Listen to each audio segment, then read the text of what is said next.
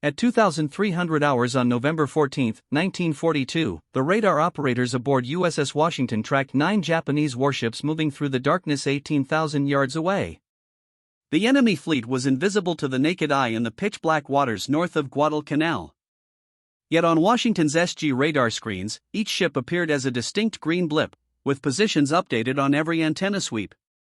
The Japanese, still relying on searchlights and binoculars, had no idea that an American battleship was monitoring their every move. For 16 months, Washington's crew had trained with this cutting-edge technology. The SG surface search radar could detect ships at ranges that seemed impossible to fathom. The Mark III fire control radar could track targets and calculate firing solutions in total darkness. Together, these systems enabled Washington to fight blindly, to destroy what she could not see. But in November 1942, few in the Pacific Fleet truly believed a battleship could prevail in modern naval combat. That assumption was about to cost American lives. Admirals had labeled battleships as screening vessels, floating anti-aircraft platforms, expensive escorts reduced to guarding carriers like oversized destroyers. Official doctrine declared battleships obsolete, relegated to firing flak while carriers conducted the real fighting. Since Pearl Harbor, the fast battleships had been tightly constrained, forbidden to seek surface engagements, limited to defensive roles. Washington had crossed the Atlantic, served with the British Home Fleet, and then transferred to the Pacific, yet in all that time had never fired her main battery at an enemy warship. Tonight, that would change. Tonight, one ship and one admiral would demonstrate that battleships, properly employed with the right technology, could still dominate a naval battlefield. But first, the 3,700 Americans aboard Washington would have to survive what was about to become the most violent surface engagement of the Pacific War. The battleship itself was not the problem. Washington was a marvel of American engineering, the second ship of the North Carolina class, laid down at Philadelphia Navy Yard on June 14, 1938. She displaced 35,000 tons standard, 44,800 tons fully loaded. Her main battery consisted of 16-inch Mark VI guns and 3 triple turrets, capable of hurling 2,700-pound armor-piercing shells over 20 miles. Her belt armor was 16 inches thick, turret faces 18 inches. For General Electric turbines generated 121,000 shaft horsepower, driving her at 28 knots. She could fight, maneuver, and absorb punishment. Yet, in the flawed logic of 1942 naval doctrine, she was deemed too valuable to risk in the role she was designed for, ship-to-ship combat. 3 nights earlier, the cost of that doctrine had been paid in blood. Rear Admiral Daniel Callahan had led Task Force 67 into these same waters to intercept a Japanese bombardment force. His ships included the heavy cruisers San Francisco and Portland, the light cruiser Helena, the anti-aircraft cruisers Juno and Atlanta, and 8 destroyers. It should have been a formidable force, but Callahan had no battleships. The Navy had only 2 operational battleships in the entire South Pacific Theater, Washington and South Dakota, and they were being held back with the carrier Enterprise, the only functional American carrier left in the Pacific. Doctrine insisted carriers were too valuable to risk, and battleships existed to protect them, so Callahan went in without them. The result was catastrophic. In a confused night action, later called the First Naval Battle of Guadalcanal, Callahan's force stumbled into Vice Admiral Hiroaki Abe's bombardment group in the darkness. The Japanese had 2 battleships, Hai and Kirishima, the heavy cruiser Kinagasa, 2 light cruisers, and 14 destroyers. What followed was less a battle than a chaotic barroom brawl with naval guns. Ships fired at point-blank range, unable to distinguish friend from foe. American ships mistakenly fired on each other. Japanese searchlights turned the night into a nightmare of glare and shadow. When the smoke cleared, Callahan was dead on San Francisco's bridge, struck by a 14-inch shell. Rear Admiral Norman Scott was killed aboard Atlanta, hit by American shells fired in confusion. The destroyers Barton, Cushing, Laffey, and Monson were sinking or sunk. Atlanta was dying. Juno would be torpedoed and lost with nearly all hands while withdrawing. 706 Americans were dead. The Japanese had lost only the destroyers Akatsuki and Udachi, though the battleship Hai was crippled and would be sunk by air attack the next day. Admiral Chester Nimitz, at headquarters in Pearl Harbor, read the after-action reports with growing concern. Marines on Guadalcanal were barely holding. Henderson Field, the airstrip that made Guadalcanal strategically vital, was under nightly bombardment from Japanese cruisers and destroyers. Intelligence now reported an even larger Japanese force heading south, Admiral Nobutake Kondo with the battleship Kirishima, 4 heavy cruisers, 2 light cruisers, and 9 destroyers. Their mission, pound Henderson Field into rubble and cover the landing of 11,000 fresh Japanese troops. Success would mean Guadalcanal's fall, the slaughter of American Marines, and the first American offensive in the Pacific ending in disaster. Nimitz faced an impossible choice. Doctrine said, never risk battleships without carrier support. But Enterprise was damaged in operating with a patched flight deck from the Battle of Santa Cruz 3 weeks earlier. Its air group was depleted. Holding back the battleships would mean Henderson Field's destruction, Guadalcanal's fall, and months of sacrifice wasted. Sending the battleships forward alone risked their loss and leaving Enterprise defenseless. Every principal taught at the Naval War College said this was wrong. Every war game he had ever participated in indicated that battleships operating alone at night were doomed. Yet the Marines were out of time. Nimitz made the toughest decision of his career. He ordered Admiral William Halsey to release the battleships. Send them in alone. Let them fight ship to ship. Doctrine be damned. The man chosen to lead this desperate mission was Rear Admiral Willis Augustus Lee Jr. At 54, Lee seemed an unlikely warrior. Born in Natalie, Kentucky, a tiny town in Owen County, he had graduated from the Naval Academy in 1908. Short, stocky, and perpetually disheveled, Lee looked more like a rural schoolteacher than an admiral. His uniforms never fit right. He wore thick glasses. He spoke with a Kentucky drawl. That made other officers underestimate him. But behind that unimpressive exterior was one of the finest tactical minds in the United States Navy. Lee was a marksman without peer. At the 1920 Olympics in Antwerp, he had won 5 gold medals, 2 silver medals, and 1 bronze medal in shooting events. He could put 10 shots through the same hole at 1,000 yards. He understood ballistics. The way musicians understand rhythm instinctively, perfectly. Trajectories, windage, bullet drop, lead angles. They were not calculations to him, but intuitions. When he looked at a target, he knew where to aim. When he transitioned from rifles to naval guns, that intuition came with him.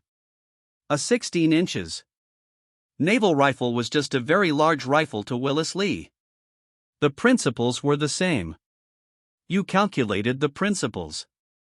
Target's position. You let it based on its speed and direction. You adjusted for wind and motion and you fired. The only difference was scale. But Lee understood something even more important than gunnery. He understood technology.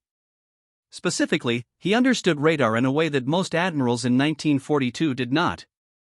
While his contemporaries treated radar as an interesting novelty, a gadget that might supplement visual spotting, Lee recognized it as a revolution in naval warfare. A ship with radar could see through darkness, through smoke, through rain. It could track targets at ranges that made visual engagement impossible.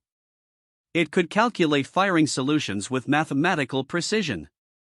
Most importantly, it could allow one ship to dominate a battlefield where the enemy was fighting blind. For 6 months, Lee had been drilling his crews relentlessly on radar-directed gunnery. He redesigned Washington's fire control procedures from the ground up. In the standard Navy system, the radar operator reported contacts to a talker who relayed them to the gunnery officer who ordered the gun directors who aimed the guns. Lee eliminated the middleman. He had the radar operators wired directly to the gunnery officer and gun directors. The radar plot officer could designate targets in real time. The fire control radar could track the fall of shot and correct aim between salvos. It was a system that had never been tested in combat. Lee had developed it through hundreds of hours of drilling, refining, perfecting. Now he would find out if it worked when It mattered. Lee's task force was designated Task Force 64. It consisted of his flagship Washington, the battleship South Dakota, and 4 destroyers, Walk, Benham, Preston, and Gwynn. On paper, it looked impressive. 2 of America's newest battleships with destroyer escort. In reality, it was a scratch team that had never worked together. South Dakota had just arrived from the States after repairs from the Plains 26 to the Plains Aerodin Battle of Santa Cruz, where she had been hit by a Japanese bomb. Her crew was green, many of them fresh from training. The 4 destroyers had been pulled from different task groups. They had never operated with the battleships. There had been no time for exercises, no opportunity to develop common procedures. Lee had exactly 1 day to weld this collection of ships into a fighting force. The problems went deeper than just unfamiliarity. Washington and South Dakota had incompatible radio systems. Their talk between ship sets operated on different frequencies. Their recognition signals were different. Lee discovered this only after they were already at sea. He had to jury-rig a communication plan on the fly using signal lights and predetermined maneuvers because the ships literally could not talk to each other reliably. The destroyers had their own problems. They were armed with 5-inch guns and torpedoes, weapons designed for close-range knife fights. Against Japanese cruisers and battleships, they would be outgunned and outranged. Their only advantage was their torpedoes. But to use them, they would have to close to under 10,000 yards, well within range of Japanese guns. As the sun set on November 14, Lee took his small force around the western tip of Guadalcanal. The 4 destroyers led in column formation, Walker in the lead. Then Benham, Preston, and Gwynn, followed by the 2 battleships with Washington leading South Dakota. The column stretched for over 2 mi, 6 ships heading into waters that had already claimed dozens of American vessels. The sailors had taken to calling it Iron Bottom Sound because so many ships rested on the seafloor. As they rounded Savo Island, every man aboard could see the oil slicks and debris from Callahan's battle 3 nights before. Bodies still floated in the water. The wreckage of American destroyers broke the surface at low tide. Lee knew what he was heading into. Intelligence had provided only detailed information about Kondo's force. The Japanese admiral was bringing the battleship Kirishima, a veteran of Pearl Harbor and dozens of battles since. She was technically a battle cruiser built during World War I and modernized in the 1930s, but her 8 14-inch guns could throw 2,800-pound shells 19 miles. With her were the heavy cruisers Atarago and Takao, each armed with 10 8-inch guns. The light cruisers Sensai and Nagara and 9 destroyers. 14 ships total, each one trained in night fighting. Each one armed with the Type 93 torpedo, what the Americans called the Long Lance, the deadliest torpedo in the world. It could run 12 miles at 49 knots with a 000 lb. warhead. 1 hit could break a cruiser in half. 2 or 3 could sink a battleship. The Japanese had been training for night surface combat for 20 years. They had developed tactics, equipment, and doctrine specifically for fighting in darkness. Their lookouts were selected for superior night vision and trained to superhuman levels of skill. They could spot ship silhouettes at ranges that seemed impossible to American sailors. Their star shells and searchlights could turn night into day. Their torpedo tactics were refined to perfection. They had proven their superiority in night combat again and again at Java Sea, at Savo Island, at Cape Esperance. American sailors had learned to fear the night. The darkness belonged to the Japanese. But Lee had something the Japanese did not expect.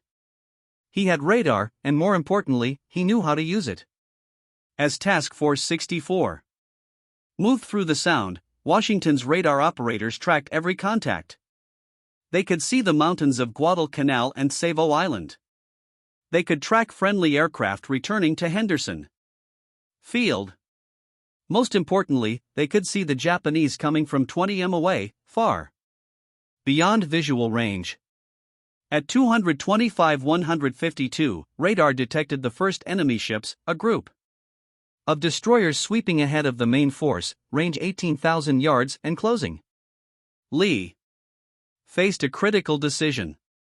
He could open fire at maximum range, using his radar advantage to hit the Japanese before they knew he was there. But that would reveal his position, alert Kondo to the trap, and possibly allow the Japanese admiral to abort his bombardment mission and escape. Or he could wait. Let the Japanese commit to their attack run. Let them get close enough that they could not escape, then spring the ambush. It was a terrible risk. The closer the Japanese got, the more likely they would spot the American force. If they saw Lee's ships first, if they launched their torpedoes first, Task Force 64 would be annihilated. But Lee understood something crucial. The Japanese were not looking for a surface engagement. They were expecting aircraft from Henderson Field, PT boats, submarines, anything but American battleships. Halsey had kept the bro battleship movement so secret that even many American commanders did not know they were coming. Lee bet everything on Japanese overconfidence. He ordered his ships to hold fire and maintain course. The range closed 16,000. YD 14,000, 12,000 on Washington's bridge. Men could hear their hearts beating. The radar operators called out ranges in hushed voices. 10,000 yards. At this range, Japanese lookouts should have spotted the massive silhouettes of two battleships. But the Japanese were looking toward Guadalcanal, expecting to see the flashes of their bombardment. They were not looking behind them. 8,000 yards, Lee could wait no longer. At 2,300 hours exactly, he gave the order to open fire. Washington's first salvo erupted into the night. 9 16-inch shells, 24,300 pounds of steel and explosive arced through the darkness toward the light cruiser Sendai. The shells were radar-directed, aimed at a target the gun crews could not see, adjusted by a fire control computer that calculated the precise lead and elevation. The salvo took 23 seconds to reach the target. It missed, but not by much. Giant columns of water erupted around Sai, close enough to drench her decks. Her captain, realizing he was under fire from heavy guns, immediately ordered evasive action and smoke. But Lee was not focused on Sendai. She was a distraction, a secondary target. Washington's radar had identified a much more important target, the destroyer Iron Army, leading the Japanese van. She was closest to the American destroyers, most dangerous to Lee's screen.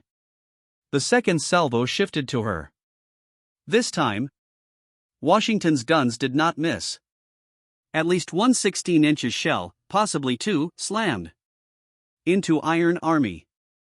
At that range, against a destroyer's thin armor, the effect was catastrophic.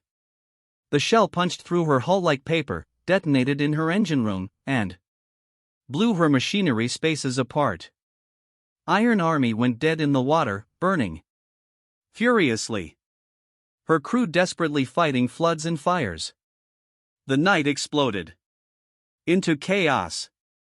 South Dakota opened fire seconds after Washington, her guns tracking different targets. The American destroyers charged forward, trying to get into torpedo range. Japanese star shells burst overhead, bathing the Sound in greenish-white light. Searchlights snapped on, probing the darkness. Every ship was firing at something, but in the confusion, it was impossible to tell who was shooting at whom. Tracers crisscrossed the water in every direction. The thunder of heavy guns mixed with the rapid crack of destroyer weapons. It was Callahan's battle all over again. Except this time, the Americans had radar. Then disaster struck.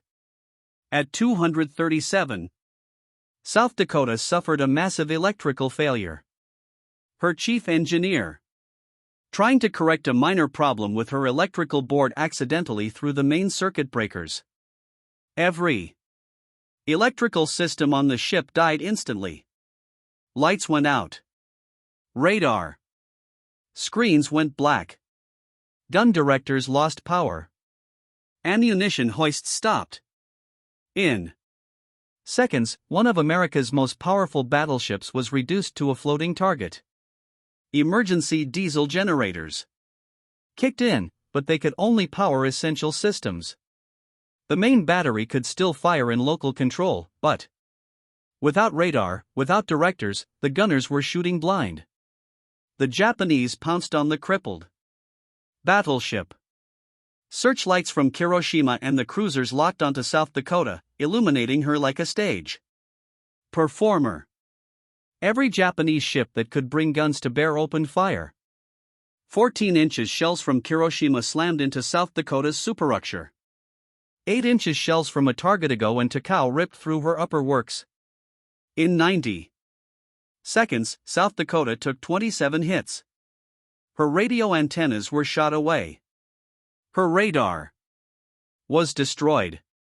Her secondary battery was knocked out. 38 sailors and 1 Marine was killed. 59 more were wounded, including Captain Thomas Gatch, who was hit by shrapnel, but remained on the bridge. The American destroyers were faring even worse. They had charged into the Japanese formation trying to launch torpedoes, but they were outnumbered and outgunned. Preston was the first to die, caught in a crossfire between Japanese cruisers and destroyers. She was hit repeatedly. Shells ripped through her thin hull, starting uncontrollable fires. Her captain ordered abandon ship, but before most of the crew could get off, her magazines detonated. Preston disappeared in a ball of fire, taking 117 men with her. Walk went next, leading the American destroyer column. She had pressed closest to the Japanese line. She managed to launch several torpedoes, but before she could turn away, Japanese return fire found her. Shells smashed into her bridge, killing her captain. More shells hit her engine room. Then a long lance torpedo slammed into her hull. Amidships, Walkie broke in half and sank in minutes. Of her crew of 250 men, only 75 survived. Benham was hit by a torpedo that blew her bow completely off. Somehow, she remained afloat, her watertight bulkheads holding, but she could no longer fight or maneuver. Gwyn, the last destroyer still operational, was burning from multiple shell hits, but still had power and steerage. Her captain made the bitter decision to withdraw, picking up survivors as she retreated. In less than 15 minutes, Lee's destroyer screen had been annihilated. By 23:15, Lee's task force had effectively ceased to exist. 4 destroyers were sunk or crippled. South Dakota was blind, deaf, and on fire, limping away from the battle. Of the 6 ships that had entered Iron Bottom Sound, only Washington remained operational.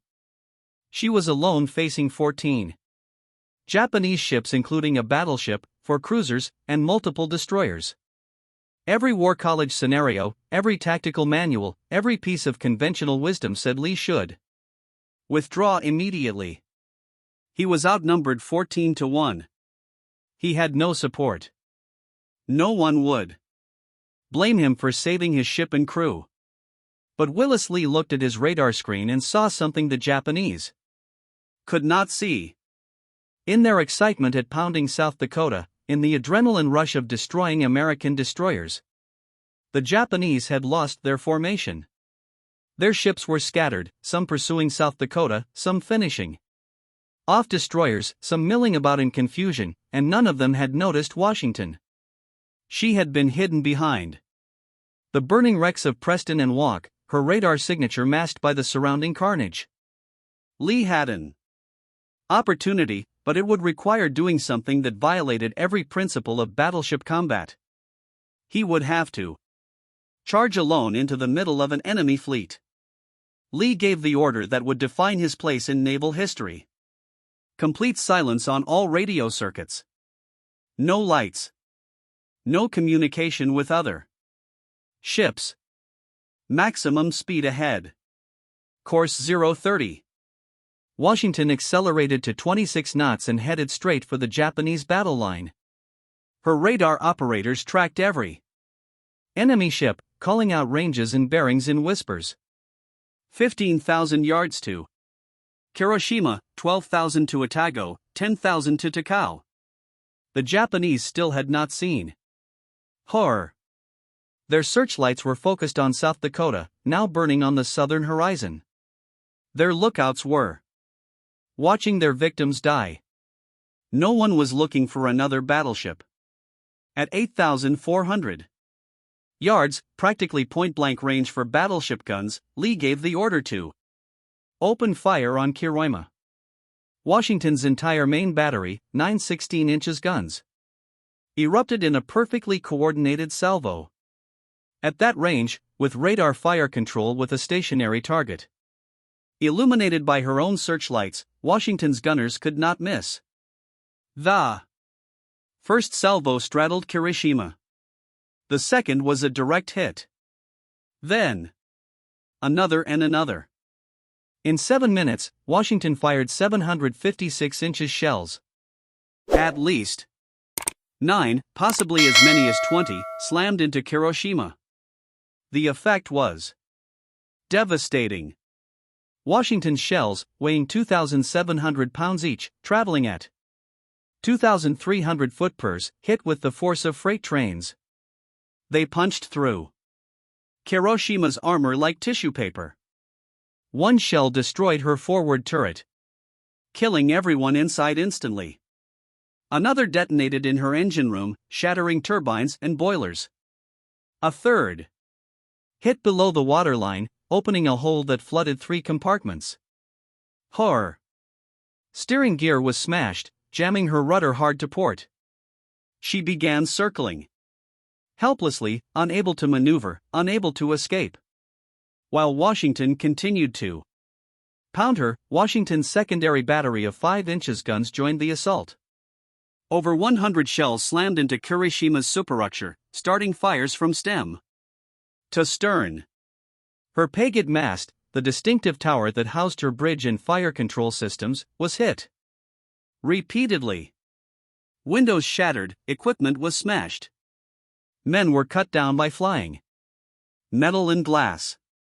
Captain Iwabuchi Sanji was wounded but remained at his post, trying desperately to save his ship. But there was nothing he could do. Hiroshima was dying.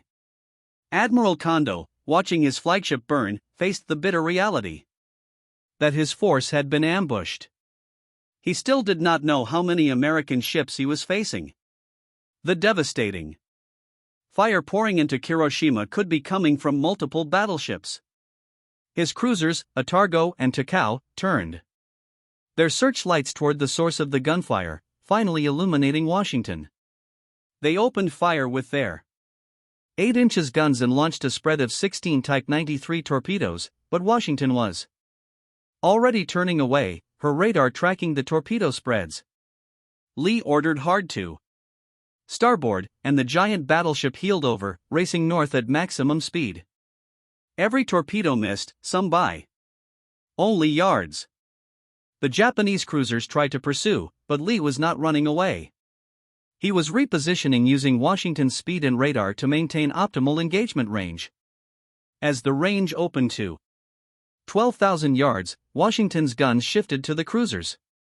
Her first salvo straddled a targetgo, sending columns of water over her bridge. The next salvo was closer. Admiral Kondo, realizing he was now the hunted rather than the hunter, ordered immediate withdrawal. The most powerful Japanese surface force to approach Guadalcanal since the invasion began turned and fled into the night.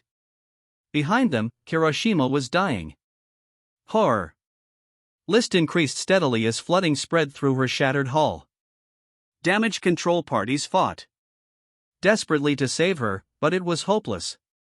At 0100 hours on November 15, Captain Iwabuchi ordered abandon ship. The crew gathered on the slanting deck, sang the Japanese national anthem, gave 3 Banzai cheers for the emperor, then went over the side. At 0320, Hiroshima rolled over and sank northwest of Savo Island. She took with her 300 of her crew. She was the first battleship sunk by another battleship in the Pacific War, and she had been destroyed by a single American ship fighting alone. Lee wanted to pursue Kondo's retreating force, but he faced a new problem. In the heat of battle, with all recognition signals confused with radio frequencies jammed by interference, American PT boats based at Tulagi could not tell friend from foe. They were preparing to attack anything that moved, including Washington. Lee had to break radio silence to prevent being torpedoed by his own forces. His message to the PT boat base was characteristic of his personality. When challenged for recognition signals, Lee transmitted, "This is Ching Lee. Get out of my way. I'm coming through." The PT boats wisely held their fire. As dawn broke on November 15, the full extent of the American victory became clear. Japanese troopships that had been waiting to unload at Guadalcanal were caught in the open by aircraft from Henderson Field. Dive bombers and torpedo planes swarmed over them. 7 transports were sunk. Only 4,000 of the 11,000 Japanese reinforcements reached shore, and they landed without most of their equipment and supplies. The final Japanese attempt to retake Guadalcanal had failed. The tide of the campaign had turned decisively in America's favor. The cost had been terrible. The destroyer Preston was gone with 117 dead. Walker was gone with 175 dead. Benham, though initially saved, would sink the next day while under tow. Fortunately, with no additional loss of life, Gwyn was badly damaged. South Dakota would need months of repairs. In total, the United States Navy had lost 3 destroyers and suffered over 400 killed, but they had stopped the Japanese cold. Kiriroima was on the bottom. The Japanese would never again send capital ships to Guadalcanal. The Marines would hold. The airfield would survive. The first American offensive of the Pacific War would succeed. When the casualty reports were compiled, one statistic stood out as almost unbelievable. USS Washington, which had single-handedly defeated a Japanese battleship and driven off an entire enemy fleet, had suffered no casualties. Not a single man aboard had been killed or seriously wounded by enemy action. The ship herself had taken only one hit, a 5-inch shell that cut her radio antenna. In the most violent surface engagement of the Guadalcanal campaign, the ship that had done the most damage had taken the least. It was unprecedented. It would never happen again in the war. Admiral Holst's reaction to the battle was immediate and effusive. He sent a personal message to Lee that read, quote, "You and your task force have written a glorious page in American naval history." But the official Navy response was more muted. The battle was classified as a defensive action, not the revolutionary offensive victory it really was. Lee's after-action report, which emphasized the critical importance of radar in the victory, was filed away with little comment. The battleship admirals did not want to admit that the carrier advocates had been wrong about battleship obsolescence. The carrier admirals did not want to admit that battleships still had offensive value. So Washington's victory was minimized, treated as an anomaly rather than a validation of new tactics. Lee himself was philosophical about the lack of recognition. He told his staff that the important thing was not credit, but results. Guadalcanal had been saved. American sailors were alive because of what Washington had done. That was enough. But privately, Lee was frustrated by the Navy's failure to learn from the battle. He wrote detailed reports on radar-directed fire control, on night fighting tactics, on the integration of sensors and weapons. He recommended new training programs, new equipment, new procedures. Most of his recommendations were ignored or implemented half-heartedly. The Navy was already moving on to the next battle, the next campaign. There was no time for revolutionary thinking. Captain Glenn Davis, Washington's commanding officer during the battle, recognized the revolutionary nature of what had been accomplished. The official action reports he filed emphasized the decisive role of radar fire control in the victory. His ship had engaged multiple targets in complete darkness, achieved devastating accuracy, and emerged without a single combat casualty. It was, in his professional assessment, the ideal demonstration of what properly integrated technology and training could achieve. Davis was awarded the Navy Cross for his leadership during the battle and was promoted to Rear Admiral. In April 1943, he went on to command Battleship Division 8, leading it them through the Marianas Campaign and other Pacific operations. But like Lee, Davis understood that the Navy hierarchy remained unconvinced about the offensive potential of radar-equipped battleships operating independently. The Japanese Navy's response to the defeat was confusion and denial. Admiral Kondo's initial report claimed that American cruisers and destroyers had sunk Kirishima. He could not believe that a single battleship had destroyed his flagship and driven off his entire force. It was not until intercepted American radio traffic confirmed Washington's role that the Japanese accepted what had happened. The psychological impact was profound. For the first time in the war, a Japanese battleship had been defeated in surface combat. The night, which had belonged to the Japanese since Pearl Harbor, was no longer safe. Japanese naval doctrine began to shift after the Battle of Guadalcanal. They realized that American radar had neutralized their advantage in night fighting. Their superb lookouts, their intensive training, their superior torpedoes. None of it mattered if the Americans could see them and shoot accurately in complete darkness. They tried to develop their own radar, but they were years behind American technology. They tried new tactics, but without radar, they were always reacting, always at a disadvantage. The confident Japanese Navy that had dominated the Pacific in early 1942 was gone, replaced by an increasingly desperate force trying to stem an inexorable American advance. Washington returned to New Colonia for minor repairs and resupply. Her crew was granted liberty. And for the first time they could talk about what they had accomplished. Sailors who had been at their battle stations, who had felt the ship shake with each salvo, who had heard the radar operators calling out targets, began to understand the magnitude of their victory. They had faced impossible odds and won.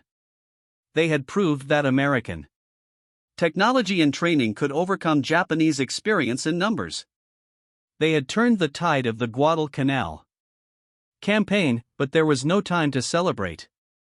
The war was far from over. Washington was needed elsewhere.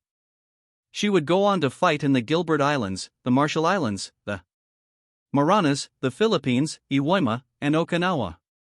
She would earn 13 battle stars, more than almost any other battleship in the Pacific. But she would never again have the opportunity to prove what she had proved that night off Guadalcanal.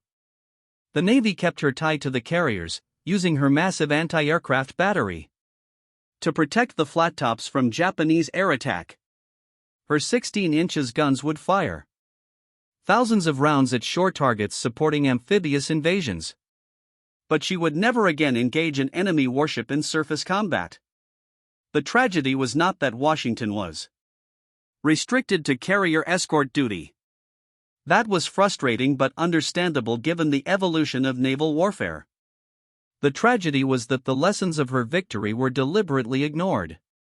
Lee had proved that battleships equipped with radar and trained in its use could dominate night surface combat. He had demonstrated tactics that could have saved lives in later battles. But the Navy bureaucracy committed to the primacy of carrier aviation refused to acknowledge these lessons. Reports were buried. Recommendations were dismissed. The revolution in surface warfare that Washington represented was stillborn. Lee himself continued to advocate for better integration of radar and surface warfare tactics. In 1944, he was promoted to vice admiral and given command of the fast battleship force, 6 of the most powerful warships ever built, but they remained tied to the carriers, forbidden to operate independently. At the Battle of the Philippine Sea in June 1944, Lee's battleships formed a powerful battle line that could have intercepted and destroyed the Japanese surface forces. Instead, they were held back to protect the carriers. The enemy escaped. At the Battle of Lee Gulf in October 1944, Halsey took Lee's battleships on a wild chase after Japanese carriers, leaving the invasion beaches unprotected. Only the heroic sacrifice of escort carriers and destroyers at the Battle of Samar prevented disaster. Lee watched these missed opportunities with growing frustration. He knew what his battleships could do if properly employed. He had proved it at Guadalcanal. But he was a good officer and he followed orders even when he disagreed with them. He continued to write papers and studies on surface warfare tactics, on the integration of radar and gunfire, on the future of naval combat. Some junior officers read them and learned, but the Navy hierarchy remained committed to the carrier doctrine that had become gospel after Midway. On August 25, 1945, 10 days after Japan surrendered, Willis Augustus Lee Jr. died suddenly of a heart attack. He was 57 years old. He was being fed in a motor launch to his flagship, the Battleship Wyoming, which was anchored in Casco Bay, Maine. The crew of the launch tried to resuscitate him, but it was too late. The man who had revolutionized battleship warfare, who had saved Guadalcanal, who had proved that technology and tactics could overcome any odds, died just as the war he had helped win came to an end. The news of Lee's death was met with genuine grief throughout the fleet. Admiral Nimitz called him one of the finest officers he had ever known. Admiral Holey said Lee's tactical genius had saved countless American lives. The crew of Washington, many of whom were still serving, mourned the loss of the admiral who had led them through the most desperate battle of the war. But even in death, Lee's achievements were minimized. His obituary in the New York Times mentioned his Olympic medals and his service record, but devoted only one and sentence to the Battle of Guadalcanal. The Navy's official history would give him credit for the victory, but would not acknowledge the revolutionary nature of what he had accomplished. Washington continued to serve for 2 more years after the war ended. She participated in magic carpet operations, bringing American servicemen home from Europe. On June 27, 1947, she was decommissioned at the New York Naval Shipyard. For 14 years, she sat in the reserve fleet, slowly rusting. Occasionally inspected, never needed. On June 1, 1960, she was struck from the Naval Register. On May 24, 1961, she was sold to the Lippert Division of Lura Brothers and Company for $544,000. She was towed to the breakers and cut up for scrap. No effort was made to preserve her as a museum. No memorial was erected to commemorate her service. The battleship that had saved Guadalcanal, that had proved battleships could still dominate naval combat, was reduced to razor blades and reinforcing bars. Today, 82 years after the Battle of Guadalcanal, Washington's achievement remains largely unknown outside naval history circles. School children learn about the carriers at Midway, the Marines at Iwo Jima, the atomic bombs that ended the war.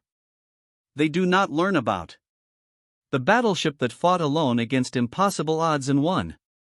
Tour guides at Pearl Harbor talk about Missouri, where the surrender was signed, and Arizona, where the war began for America.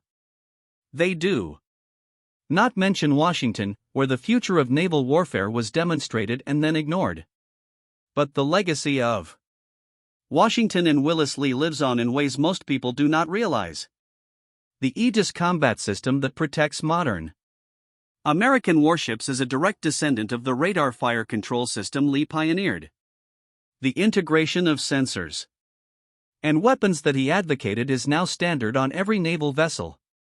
The tactical principles he developed, engaging beyond visual range, using technology to overcome numbers, fighting the enemy where he is blind. These are the foundations of modern naval combat. Every American destroyer, cruiser, and carrier that goes to sea today carries the DNA of Washington's victory at Guadalcanal. The bitter irony is that Lee was right about everything. Battleships with radar could have dominated surface combat throughout the war if properly employed. Lives could have been saved. Battles could have been won more decisively. But institutional inertia and bureaucratic blindness prevented the Navy from learning the lessons Washington taught. By the time the Navy fully understood what Lee had been trying to tell them, the battleship era was over. Missiles and jets had replaced guns and armor. The revolution Lee had started came too late to matter for the ships he loved. There is one more piece of the Washington story that deserves telling. Throughout her entire combat career, from the Atlantic to the Pacific, through 13 major engagements, Washington never lost a single crew member to enemy action. Oh, there were accidents, training mishaps, natural causes. But in actual combat, facing enemy guns and torpedoes and aircraft, not one man was killed. No other major warship in any navy can make that claim. It speaks to the quality of her crew, the strength of her construction, and perhaps most importantly, the tactical genius of Willis Lee, who understood that the best way to protect his men was to kill the enemy before the enemy could kill them.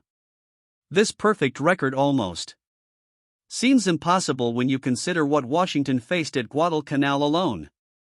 She was targeted by torpedoes, heavy cruiser guns, and at least one near miss from Hiroshima's main battery. During the Philippines campaign, she was attacked repeatedly by Japanese aircraft, including kamikazes. At Iwo Jima and Okinawa, she operated under constant threat of air attack. Yet, through it all, her crew remained untouched by enemy action. It was not luck. It was the result of superb training, excellent damage control, and most importantly, the revolutionary tactics that Lee had developed. By engaging at maximum radar range, by striking from unexpected angles, by using technology to dominate the battlefield, Washington avoided the bloody close-range battles that claimed so many other ships. The story of USS Washington raises uncomfortable questions about military innovation and institutional resistance to change. In Korea, American forces would rediscover the importance of naval gunfire support. In Vietnam, they would learn again about the value of precision engagement at maximum range. In the Persian Gulf, they would apply the principles of sensor integration that Lee had pioneered 50 years earlier.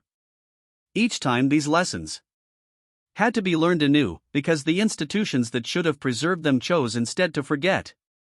Consider what might have been different if the Navy had fully embraced Lee's innovations in 1942. How many ships might have been saved at the Battle of Empress Augusta Bay? If all American vessels had been trained in radar-directed night fighting? How many sailors might have lived through the Battle of Samar?